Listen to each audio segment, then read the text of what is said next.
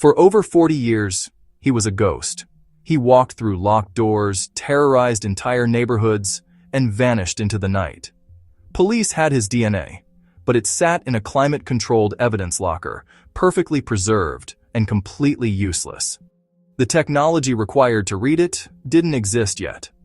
Then, in 2018, investigators stopped searching police databases. Instead, they logged onto a free public genealogy website used by hobbyists to find their long-lost relatives. In just a few months, they did what 4 decades of traditional police work couldn't.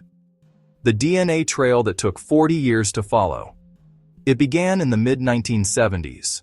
Over the course of a decade, a single predator committed at least 13 murders, 50 sexual assaults, and over 100 burglaries. Because he struck different jurisdictions across hundreds of miles, local police didn't realize they were chasing the same man. They called him the East Area Rapist, the original Night Stalker, and the Diamond Knot Killer. He was terrifyingly methodical, stalking neighborhoods for days to learn his victims' routines. His military-grade discipline led investigators to suspect he had law enforcement training. Then, in 1986, the attacks abruptly stopped. No final message, just sudden, terrifying silence. By the late 1990s, forensic science made a massive leap. DNA profiling. Investigators extracted the killer's exact genetic signature from old crime scenes, but DNA is only a key if you have the lock it fits. Law enforcement relies on CODIS, a database of convicted offenders, but because the Golden State Killer had never been arrested, his DNA wasn't in the system. For over 20 years, every database search returned the same frustrating message: no match. By 2017, the case had been cold for 3 decades, but millions of everyday citizens were now mailing their DNA to commercial companies to find their heritage. While most databases were private, a public website called GEDmatch allowed anyone to upload genetic profiles. Investigators had a radical idea. Could the killer's relatives be on GEDmatch? The team uploaded a digital file of the killer's DNA. They didn't find him, but they found his 3rd and 4th cousins.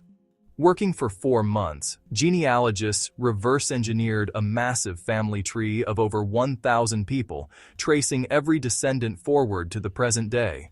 Investigators painstakingly eliminated branches until only one man fit the age, location, and timeline: Joseph James D'Angelo, a 72-year-old military veteran and former police officer.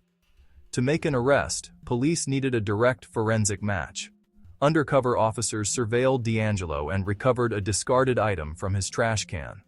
The lab compared his DNA to the 40-year-old crime scene samples. It was a perfect match. On April 24, 2018, D'Angelo was arrested. He pleaded guilty to 13 counts of first-degree murder to avoid the death penalty and was sentenced to life without parole.